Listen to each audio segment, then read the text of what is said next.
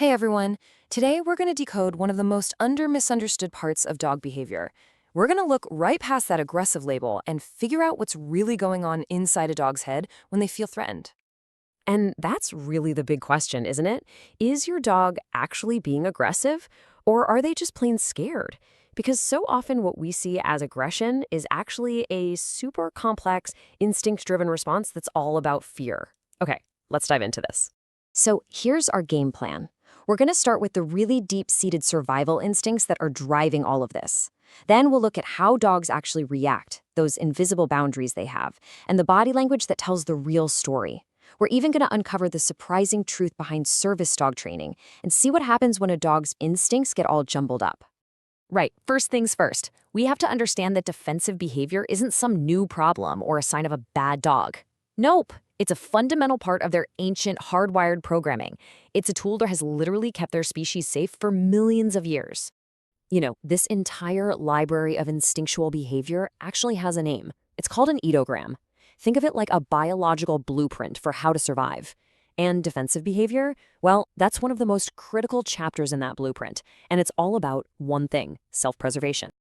So, whenever a dog feels threatened, this defensive programming just kicks in, but it doesn't always look the same. In fact, it usually shows up in one of two very, very different ways: an active reaction or a passive one. Now, this is where it gets really interesting because these two reactions can look completely different.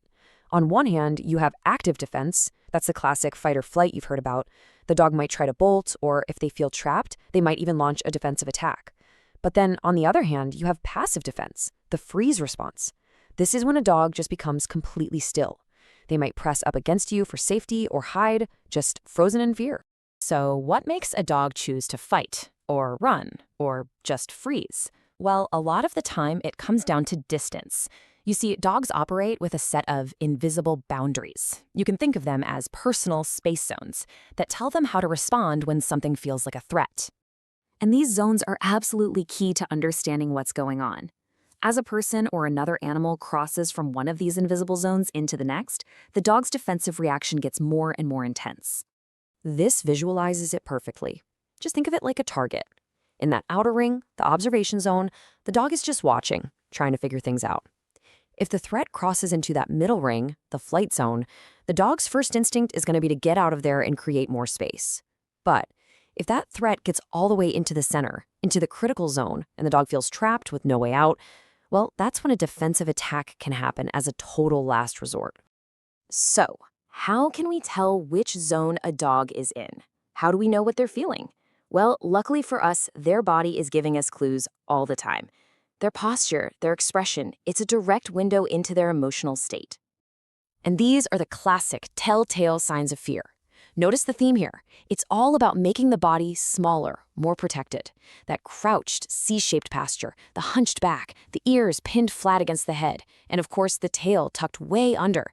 And even if they bare their teeth, look at the corners of their mouth. If they're pulled way, way back, that's a huge sign that fear, not confident aggression, is what's driving the show. Okay, this brings us to one of the biggest, and I mean biggest, misconceptions out there.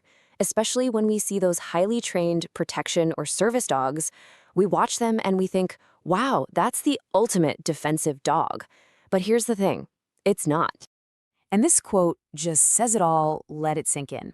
When trainers are working with these amazing dogs, they are not building up fear-based defensive behavior, they're tapping into something else entirely: the dog's natural prey drive. The motivation is completely different. It's a game of hunt, not an act of fear. And this table just lays it out so clearly. A dog in a true defensive state is motivated by pure fear. Their only goal is to make the scary thing go away. They're anxious, they growl, they show teeth. But a trained service dog doing bite work, their motivation is prey drive. They aren't scared, they are enthusiastic. They're focused on capturing their prey, that bite sleeve, and they show no fear signals at all. It's a job, it's a game. This also helps us understand something called pseudo-aggression. This is when you see a dog putting on a really big, scary show, lots of growling, snapping, showing teeth, but they're actually way too afraid to follow through with a bite. It's all a desperate, fear-based bluff to create distance, not a real plan to attack. Okay, but what happens when a dog feels two really strong, competing urges at the same time? Like, for example, they're terrified of a stranger, but that same stranger is holding out a super tasty treat. This is when we can see some truly fascinating and sometimes, honestly, kind of bizarre behaviors. It's called displacement behavior, and it's basically just an outlet valve for all that nervous energy when the dog is stuck between a rock and a hard place and just does not know what to do. So here's how it works. That internal conflict starts to build up a ton of nervous tension. The dog can't figure out how to solve the problem, so it displaces that pent-up energy into something completely random and out of context. You ever see a dog in a tense moment suddenly start sniffing the ground like it's the most fascinating thing they've ever smelled? Or maybe they abruptly start chewing on grass? That's displacement. It's a coping mechanism to calm themselves down.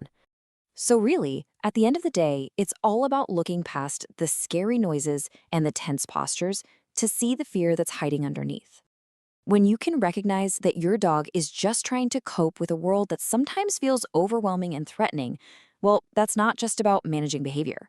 That is the first and most important step toward building a foundation of real, lasting trust.